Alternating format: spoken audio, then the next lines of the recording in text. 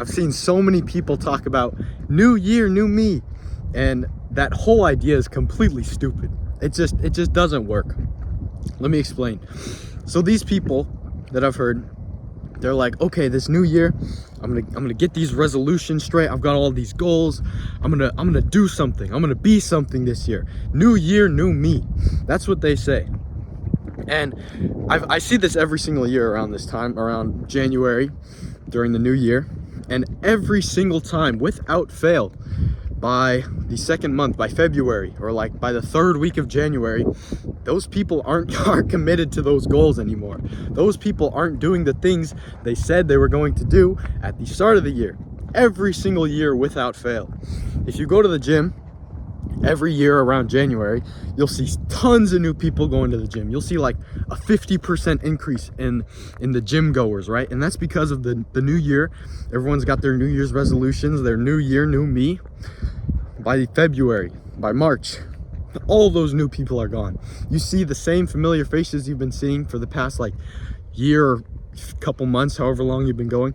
You see those people, but all those new people, that big influx of people, there's maybe like 5% of them still going.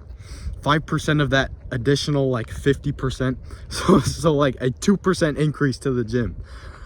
They all fail. They all quit because all they're doing, all their goals, their new year, new me, it's motivation. They have this brief surge of motivation to get in the gym, to work out more, to go in, work more hours on their shift, or ask for that promotion, whatever they need to do. They are super motivated. Yes, I'm gonna do it, I'm gonna do it. And they end up doing it for a few weeks, not for the whole year like they said they were gonna do. The idea of new year, new me doesn't work because however old you are, I'm 17, but most people like early 20s, mid 20s, late teens, these people are talking about new year, new me.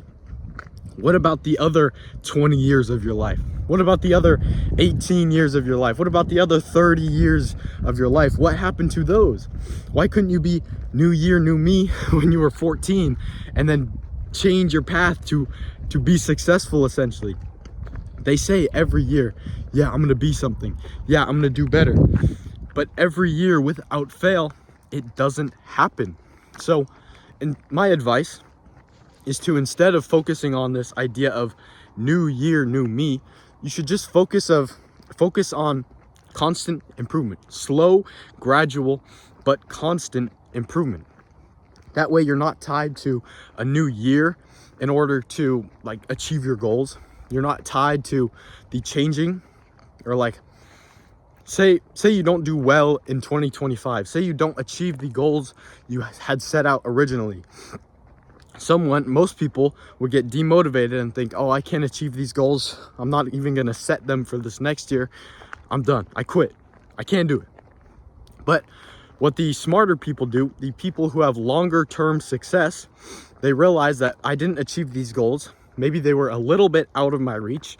Let's set some more realistic goals and let's focus on continuous improvement every single day, every single week, every single month, every single year. And over time, it adds up little by little by little, because like the main issue with the idea of new year, new me and New Year's resolutions as a whole is people have this crazy surge of motivation at the start of the year, you know, first few weeks of January, and they ended up spending so much energy, so much time in the gym, on their business or whatever, on their job, on their college applications, whatever it is that they're focusing on. They spend so much time, so much energy that they get burnt out by the third week of January. By February, by March, they've quit. They're not doing it anymore because they have nothing left. They've spent, sorry, there's a fly on my hand. They spend all their energy, all their motivation, all their discipline on going hard for these couple of weeks, for these couple of months, that there's no long-term growth. It's all in this short-term burst of energy. It's like, boom, boom, back down to normal. Boom, back down. Each one of those little spikes is a surge in motivation. Whereas if you have a long-term approach, if you have a slow but gradual plan, instead of having those big spikes back down to the baseline, big spikes like surge in motivation, lack of motivation, surge, lack, you have this constant slow but steady growth. And so over time, over a year, you'll find that instead of going hard at the start and burning yourself out, you go slow at the start and you stay slow. And by the end of the year, despite the fact that you're not taking this New Year's resolution approach, you find that you're actually much better than where you started, even though you seemingly progressed a lot slower than the other people. Like, if you look around you and you take this approach, people will be like, I'm going to the gym for 6 days a week, every single day for the whole rest of the year. And they do this for a couple weeks and they burn out. Whereas someone who's taking the slower approach, they look around to their friends and be like, oh, they're doing 6 days, they're outperforming me, I'm only going 2 days a week.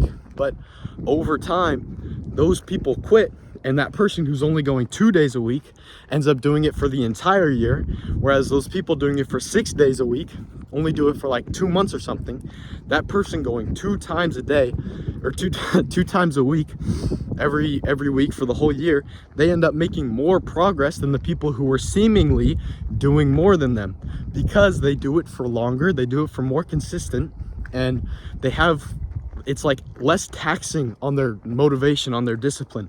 They can do it for longer, they can do it more consistently over a longer period of time. They make slower progress, but they end up making much more progress because they don't quit.